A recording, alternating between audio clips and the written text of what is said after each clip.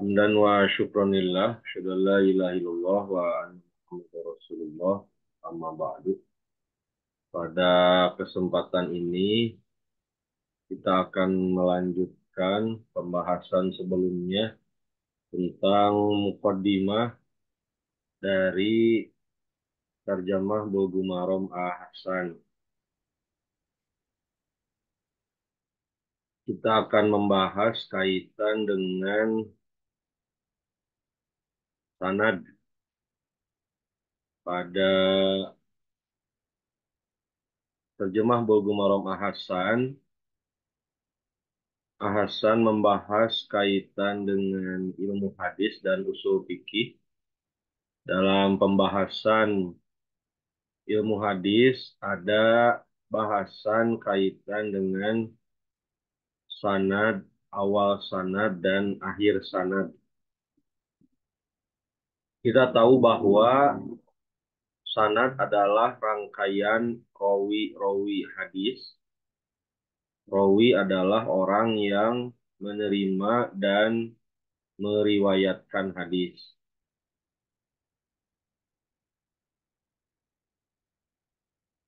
Pada terjemah Bulughul Maram Ahsan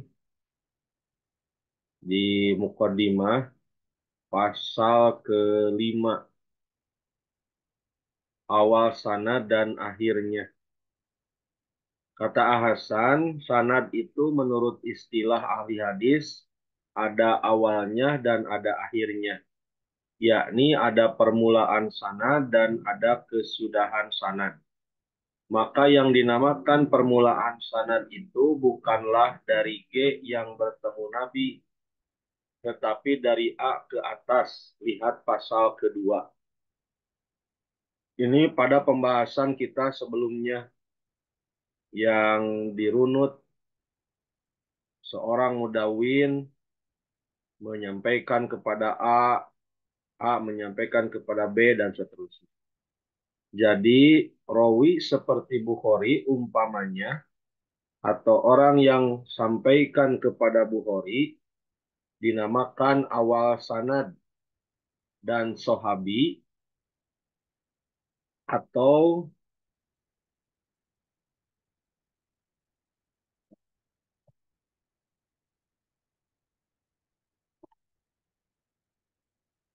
tabi'i dinamakan akhir sanad. Demikianlah dengan Muslim, Abu Dawud, dan lainnya. Nah, di sini ada contoh hadis tentang pendidikan anak untuk menjalankan sholat. Hadis ini diriwayatkan oleh Imam At-Tirmidzi. Kata Imam At-Tirmidzi, haddatsana Ali bin Hujrin, telah menjelaskan kepada kami Ali bin Hujr. Akhbarona Harmalatu, telah mengabarkan kepada kami Harmalah ibnu Abdul Aziz ibni Robi ibni Sabroh al-Juhani. Yang dimaksud adalah Harmalah bin Abdul Aziz bin Ar-Robi bin Sabroh al-Juhani. An amihi, dari pamannya Abdul Malik bin Robi bin Sabroh. An abihi, dari ayahnya. An jaddihi, dari kakeknya. Berarti ayahnya itu adalah Ar-Robi bin Sabroh. Kakeknya adalah Sabroh. Qala, ia berkata, qala Rasulullah SAW, telah bersabda Rasulullah SAW, alimus sobiya, ajarkanlah anak kecil, as-solata, solat, ibna sab'i sinin, ketika usianya 7 tahun. Wadribuhu alaiha, dan pukulah anak itu agar melaksanakan sholat, ibna ashrin, ketika usianya 10 tahun. Nah, di sini ada yang disebut dengan pohon sanad. Inilah yang disebut sanad. Jadi hadis ini kan ditulis oleh Imam At-Tirmidzi. Imam At-Tirmidzi menerima dari gurunya gurunya Ali bin Hujr bin Ayyas. Ali bin Hujr bin Ayyas, guru Imam At-Tirmidzi, menerima dari Harmalah bin Abdul Aziz bin Robi bin Sabroh al-Juhani. Harmalah bin Abdul Aziz bin Arabi bin Sabroh al-Juhani menerima dari gurunya Abdul Malik bin Arabi bin Sabroh. Abdul Malik bin Arabi bin Sabroh menerima dari Arabi bin Sabroh bin Ma'bad. Arabi bin Sabroh bin Ma'bad menerima dari Sabroh bin Ma'bad bin Ausajah. Sabroh bin Ma'bad dari Rasulullah SAW. Nah, yang dimaksud dengan awal sanad itu bukan yang paling dekat dengan Rasulullah, Sabroh. Tapi awal sanad itu adalah yang paling dekat dengan pencatat hadis, yaitu guru Imam At-Tirmidzi, yaitu Ali bin Hujr bin Ayyas, itu Kang Adi. Sedangkan sahabat di sini dalam contoh hadis ini adalah Sabroh bin Ma'bad bin Ausajah adalah akhir sanad. Akhir sanad itu adalah sahabat. Awal sanad adalah guru pencatat hadis. Kenapa awal ada di bawah? Karena kan sebagaimana dijelaskan bahwa kita itu menerima ilmu dari pencatat hadis. Maka guru pencatat hadis awal sanad. Di atas awal sanad ini Harmalah, kemudian Abdul Malik, itu dikatakan tengah sanad dua ini. Nanti Arabi bin Sabroh bin Ma'bad, ini generasi tabi'in, ini asal sanad. Adapun Sabroh bin Ma'bad, ini adalah akhir sanad. Jadi sahabat itu akhir sanad. Akhir dari rangkaian rawi yang menerima dari sumber ilmu, yakni Rasulullah. Begitu. Nah, inilah perbedaan antara awal sanad dengan akhir sanad. Selanjutnya pasal ke-6, sifat-sifat rawi. Nah, ini hadis bisa kita terima itu rawi-rawinya harus memiliki sifat-sifat yang berdasarkan kriteria para ulama ahli hadis. Yang pertama, tidak terkenal sebagai pendusta. Kalau dusta, hadisnya maudhu. Dua, tidak dituduh sebagai pendusta. Kalau dituduh sebagai pendusta, hadisnya matruk, tidak diterima. Tiga, tidak banyak salahnya. Empat, tidak kurang telitinya. Lima, tidak fasik. Kalau hadisnya nomor 3, 4, 5 dilanggar, maka itu disebut dengan hadis munkar. Kemudian yang keenam, hadisnya juga tidak ragu-ragu atau wahamnya rawi. Ini juga sama, termasuk hadis doib. Kemudian yang ketujuh, tidak ahli bid'ah. Ahli bid'ah di sini adalah ahli bid'ah dalam hal akidah.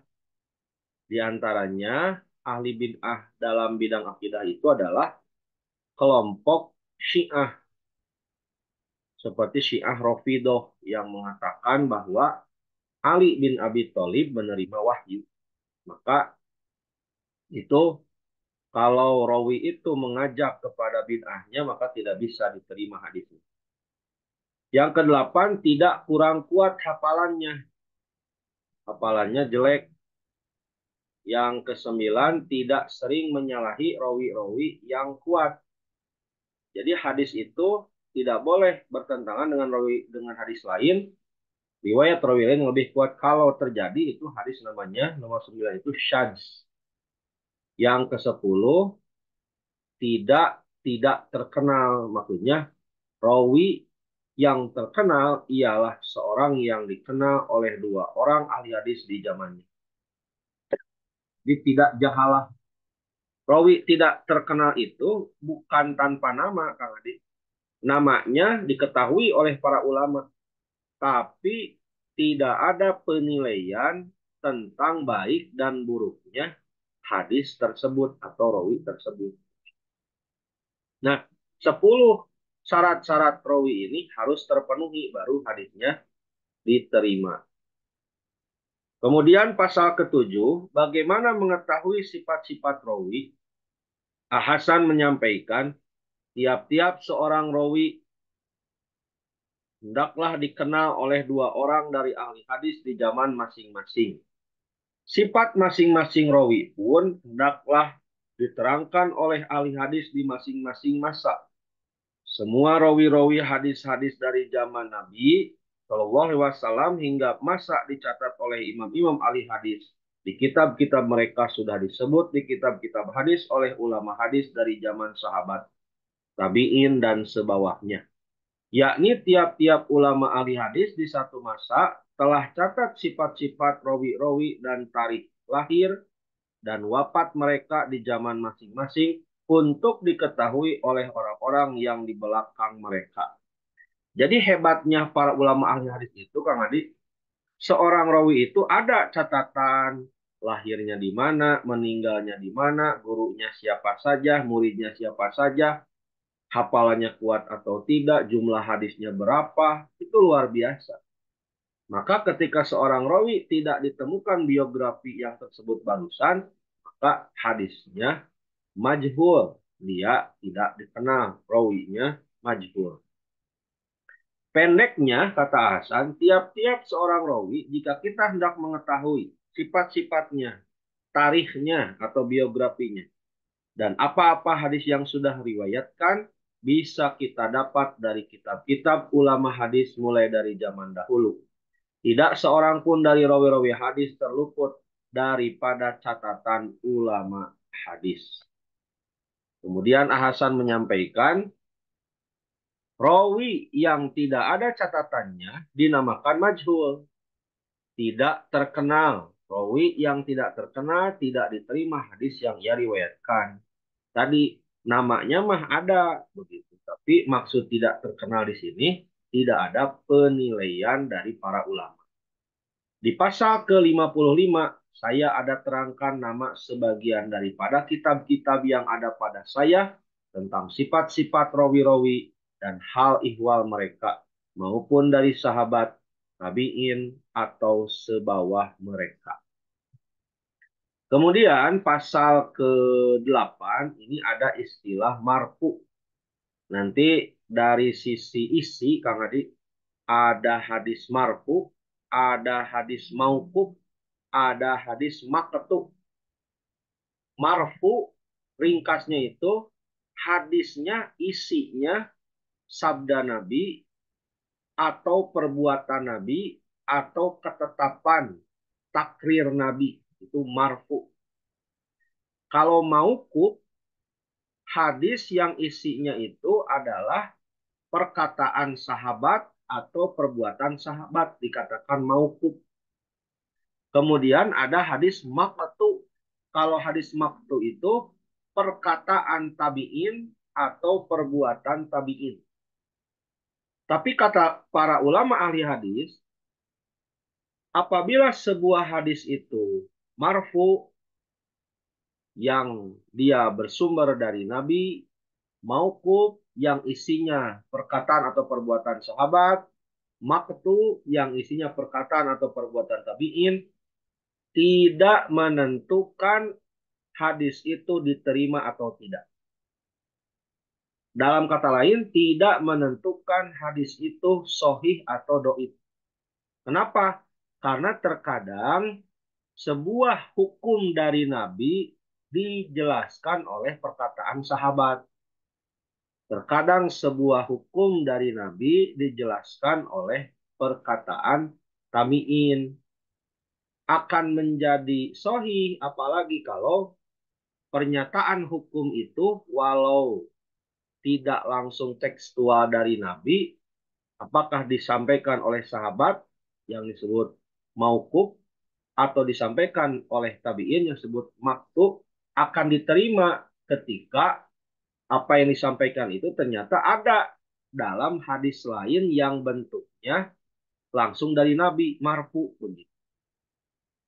Jadi ketika dicek ternyata ada jalur lain yang sama dengan pernyataan sahabat yang mauquf, sama dengan pernyataan tabi'in yang maktub itu, nah, maka diterima. Nah, di sini Al Hasan menulis marfu, satu hadis yang diriwayatkan dari Nabi SAW oleh seorang rawi kepada seorang rawi hingga sampai kepada ulama mudawin, pencatat hadis, seperti Bukhari, Muslim, Abu Dawud, dan lainnya dinamakan hadis marfu, yakni hadis yang riwayatnya diangkat sampai kepada Nabi SAW. Kalau ada perkataan ahli hadis bahwa hadis itu dirofakkan, jadi nanti di dalam buku ini ada istilah marfu rofa oleh seorang sahabi seperti Ibnu Umar umpamanya.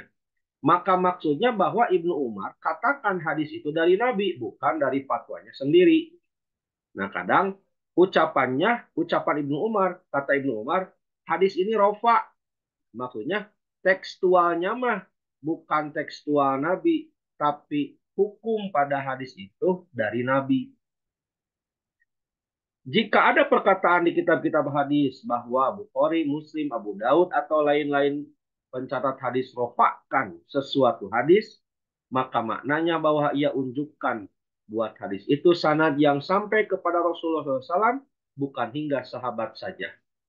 Apabila kita bertemu omongan ahli hadis bahwa hadis itu tidak sah rofaknya, berarti bahwa hadis itu tidak sampai sanadnya kepada Nabi SAW, tetapi sampai kepada salah seorang sahabat saja umpamanya yang disebut mauquf tea.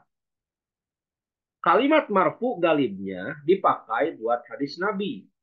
Kalau kita bertemu perkataan ulama ditentang satu hadis bahwa Baihaqi tarjihkan rofaknya, maksudnya Baihaqi lebih menghukumi hadis itu dari Nabi. Arti bahwa hadis itu ada yang anggap marfu dan ada yang anggap mauquf. Tetapi anggapan yang kuat ialah marfu.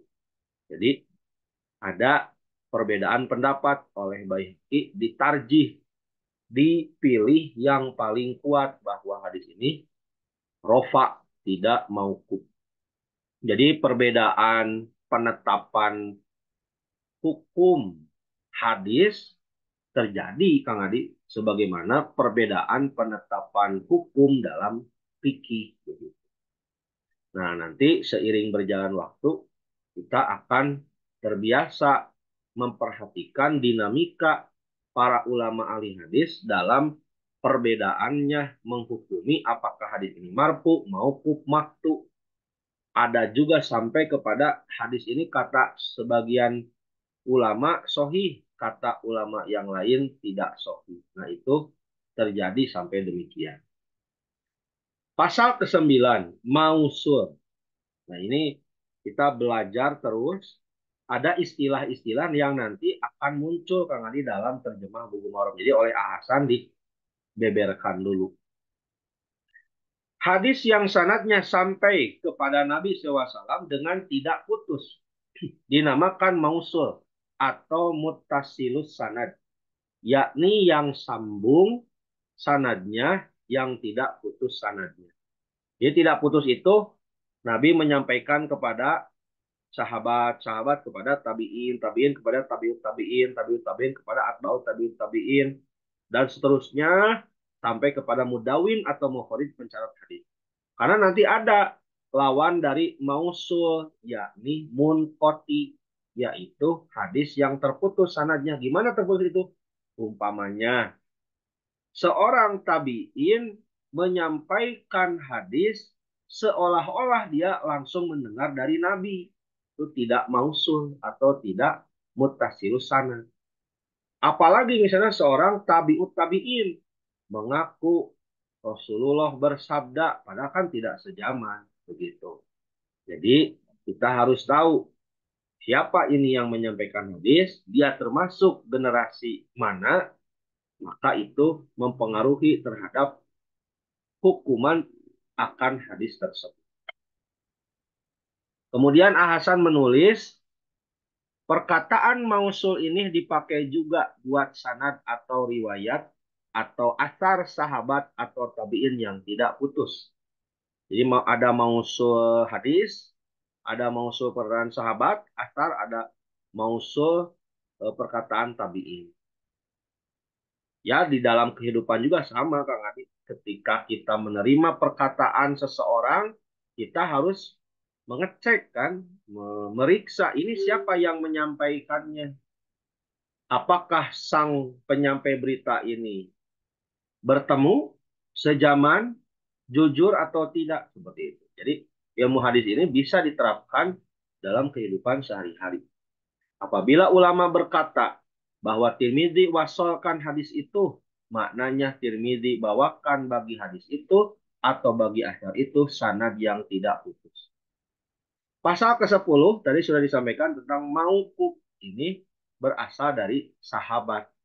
Fatwa sahabat atau anggapan sahabat sendiri yang diriwayatkan kepada kita dinamakan mauquf, yakni terhenti sampai di sahabat, tidak di Nabi Shallallahu Alaihi Wasallam. Satu rangkaian perkataan yang dikatakan hadis, apabila kita periksa sanadnya dan terdapat hanya sampai sahabat, tidak sampai Nabi SAW, maka dinamakan juga hadis mauquf. Jika ada ulama hadis berkata bahwa hadis itu diwakafkan oleh Tirmidzi, maksudnya ialah bahwa Tirmidzi unjukkan atau bawakan sanad yang hanya sampai kepada sahabat, tidak kepada Nabi SAW. Perkataan ulama tentang satu hadis bahwa mauqufnya lebih roji tadi ya, maksudnya bahwa hadis itu diperselisihkan apakah ia mauquf atau marfu, tetapi yang lebih roji berat ialah mauqufnya. Kemudian pasal ke-11 Hasan menulis tentang mursal. Kata beliau, apabila seorang tabi'i, muridnya sahabat, yang tentunya tidak bertemu Nabi SAW berkata, telah bersabda Nabi SAW demikian, demikian, demikian, kata tabi'in, padahal kan tidak sejaman dengan Nabi, maka yang ia riwayatkan itu dinamakan hadis mursal, yakni yang dilangsungkan kepada Nabi SAW dengan tidak pakai perantara sahabat. Tadi istilah lainnya yang saya sampaikan, maktu. Tapi maktu mah itu dalam sisi konteksnya, dalam substansi isi dari perkataan adalah dari tabi'in. Kalau ini istilah mursal sudah dihukumi bahwa hadis ini mursal, oh berarti mursal tabi'in menyampaikan sabda Nabi oleh tabi'in padahal tidak sejaman. Nanti mursal itu sampai ada 3 macam, Bang. Ini adalah mursal tabi'i. Kalau mursal tabi'i ini doib. Ada mursal yang sohih disebut mursal sohabi. Mursal sohabi mah seorang sahabat menerima dari sahabat lagi, yang sahabat lagi itu menerima dari Nabi. Sahabat yang pertama tidak menyebutkan nama sahabat yang langsung menerima dari Nabi. Itu disebut mursal sohabi. Umpamanya, kalau diilustrasikan, Nabi sejaman dengan saya, dengan Kang Adi. Saya menerima hadis dari Kang Adi. Kang Adi dari Nabi. Tapi ketika saya menyampaikan kepada umat, saya langsung berkata, telah bersabda Nabi. Padahal saya tidak langsung dari Nabi, dari Kang Adi. Itu mursal sohabi. Kata para ulama, kalau mursal tabi'i yang ditulis oleh Hasan ini doib. Tapi kalau mursal sohabi, seorang sahabat tidak menyebutkan nama sahabatnya yang langsung menerima dari Nabi, itu sohi. Kenapa? Karena sahabat itu punya jaminan dari para ulama. Kullu sohabiyun udulun. Kullu sohabiyin udulun. Setiap sahabat itu adil. Artinya tidak akan berani seorang sahabat pun berbohong atas nama Nabi. Jadi sehebat-hebatnya apa perselisihan ya yang terjadi di kalangan para sahabat, sehebat-hebatnya perbedaan pendapat di kalangan para sahabat, satu para sahabat mah tidak akan berani berbohong atas nama Nabi. Kan mulai setelah para sahabat tidak ada satu persatu, baru ada fitnah-fitnah pembuatan hadis-hadis palsu. Nah, subjek atau distributor ya hadis palsu itu Kang Adi, yang terbanyak, yang terhebat itu diproduksi oleh orang-orang Syiah. Mengagungkan Ali dan lain sebagainya itu adalah eh, produknya orang-orang Syiah. Nah, kemudian di sini ada pembahasan tentang pasal 12 ini mudallas. Jika seorang berkata bahwa hadis ini dari si Anu atau si Anu berkata, si Anu ucapkan dan lain-lainnya. Dengan tidak pakai kepada saya, maka perkataan-perkataan itu tidak menunjukkan dengan tegas bahwa si Anu itu telah sampaikan kepadanya dengan langsung. Karena bisa jadi dengan perantaraan seseorang yang tidak terkenal. Dalam pengertian sederhananya, Kang Adi, mudalas ini seseorang menyampaikan hadis tidak menyebut nama gurunya. Itu mudalas begitu ya. Nah, di sini Hasan menyusun lagi hadis yang diriwayatkan dengan tidak tegas sampaikan dari seorang ke seorang dinamakan mudalas. Dan seorang yang mentadlis yang tidak menyebut nama gurunya itu dinamakan mudallis. Nanti terjadi hadis seperti itu. Selanjutnya maqtu tadi disampaikannya maqtu. Hadis yang sanadnya sampai kepada Rasulullah SAW dinamakan marfu. Dan yang sampai kepada sahabi atau sahabat dinamakan mauquf. Dan yang sampai kepada seorang tabi'in atau sebawahnya dinamakan maqtu. Kemudian ada munqati dan mu'dol. Di dalam satu sanad, jika gugur nama seorang rawi lain dari sahabi atau gugur dua orang rawi yang tidak berdekatan, yakni gugurnya berselang, maka sanad itu dinamakan munqati. Dan jika yang gugur itu dua rawi yang berdekatan di tengah sanad umpamanya, yakni tidak berselang, maka dinamakan dia mu'dol. Nah, yang tadi yang contoh tadi.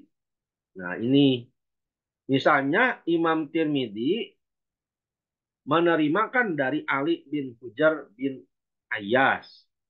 Nah, ini misalnya Imam Tirmidzi langsung dari Harmalah, padahal bukan gurunya. Terputus Ali, harusnya dari Ali bin Hujar. Maka jika terjadi seperti ini, ya barusan kata Hasan, gugur dua rawi atau lebih tidak berdekatan, artinya tidak berurutan, ini munqati. Kalau berurutan, misalnya di sini Imam Tirmidzi yang harusnya menerima dari Ali, Ali dari Harmalah, misalnya Imam Tirmidzi langsung mengaku menerima dari Abdul Malik bin Robi bin Sabroh. Berarti dua kah rawi yang terlewat. Nah, ini dikatakan mu'dol. Sedemikian hebat itu para ulama menerima eh, meneliti hadis sampai ketahuan, oh ini tidak sejaman nih, oh ini bukan gurunya nih, oh ini bukan muridnya nih, ini beda generasi. Dari mana itu semua? Nah, tadi catatan-catatan para ulama tentang biografi seorang rawi. Jadi penting bagi rawi itu untuk diteliti siapa muridnya, siapa gurunya, kapan meninggal, kapan lahir, bagaimana kualitas hafalan untuk menentukan apakah rawi ini bersambung, mutasil atau tidak dengan gurunya begitu. Yaitu munqati, gugur satu atau dua rawi tidak berurutan. Kalau mu'dol bergugur satu atau dua rawi dengan berurutan. Kemudian di sini Kang Adi ada pembahasan tentang mudtorib. Sesuatu hadis yang diriwayatkan oleh seorang rawi dengan satu rangkaian, tetapi terdapat pula rawi itu riwayatkan hadis itu juga dengan rangkaian lain yang maknanya tidak sama. Atau ia riwayatkan suatu hadis dengan satu sanad, tetapi ada pula riwayat dengan sanad itu juga dengan perubahan. Maka yang demikian itu dinamakan mudtorib, bergoncang lantaran tidak tetapnya. Jadi mudtorib itu bahasan yang sama, tapi ada beberapa versi begitu. Berarti ada satu di antara yang berbeda-beda itu, ada yang benar-benar dari Rasul, begitu kan? Ada yang tambahan dari rawi hadis. Kemudian ada lagi bahasan tentang hadis maklum. Jadi ini sedang membahas macam-macam hadis ya. Kalau maklub itu yang dibalik atau yang terbalik. Satu hadis yang mestinya berbunyi meletakkan lutut lalu tangan misalnya. Tapi diriwayatkan orang terbalik, yaitu meletakkan tangan lalu lutut. Maka hadis yang belakang ini dikatakan maklub terbalik. Oleh karena terbaliknya itu ada pada matan hadis dikatakan maklub pil matan. Ada itu terjadi Kang Adi seperti itu. Dari Rasulnya mah sujud itu lutut dulu lalu tangan. Ada hadis terbalik. Tangan dulu lalu lutut. Ketemu oleh para ulama. Oh, yang benar ini lutut dulu lalu tangan. Kalau yang tangan dulu lalu lutut ini rawinya ini dia terbalik mengingatkan hadis. Kemudian apabila nama seorang rawi dari satu sanad mestinya Muhammad bin Ali umpamanya, tetapi tertulis sebaliknya dari itu yakni Ali bin Muhammad, maka yang demikian dikatakan juga maklub oleh karena maklubnya di dalam sanad disebut maklub pis sanad. Jadi ada maklub pil matan terbalik isi, ada maklub pis sanad terbalik nama rawi. Selanjutnya Hasan menulis tentang mudroj. Ini macam hadis yang lain. Di antara 88 hadis yang diriwayatkan dari Nabi SAW, jika ada tambahan yang menerangkan arti bagi suatu kalimat atau maksud bagi suatu rangkaian atau lain-lain penerangan yang nyatanya bukan dari Nabi SAW, maka tambahan ini dinamakan mudraj, yakni sesuatu yang diselipkan, yang disisipkan, atau yang dimasukkan di antaranya. Pekerjaan menyelipkan itu disebut idraj. Idraj tersebut dinamakan idraj fil matani, penyisipan di badan hadis, diisi. Hadis yang ada padanya idraj itu dinamakan juga hadis mudraj. Di dalam satu sanad, kalau ditambah nama seorang rawi padahal ia tidak meriwayatkan, maka yang begini dinamakan idraj fis sanad. Idraj fil matani itu terkadang meragu-ragukan apakah dari Nabi SAW sendiri atau dari salah seorang rawi. Jadi mudrojmah ada sisipan pada hadis yang nyatanya bukan dari Nabi. Nanti contohnya itu kaitan dengan hadis Rasulullah melihat para sahabat wudhunya terburu-buru, cepat-cepat. Rasulullah mengingatkan dengan suara keras, wailun lil aqabi minan nar, kata Rasul. Celakalah bagi tumit-tumit dari api neraka. Karena ketika itu para sahabat diantaranya tidak teliti dalam membasuh tumit. Nah dalam riwayat hadisnya ada mudraj itu. Ada tambahan dari Abu Hurairah. Kata Abu Hurairah, asbigul wudu'a, sempurnakanlah wudu. Fa inna Abul Qasim, karena sungguh Abul Qasim maksudnya adalah Nabi, qala wailun lil aqabi minan nar.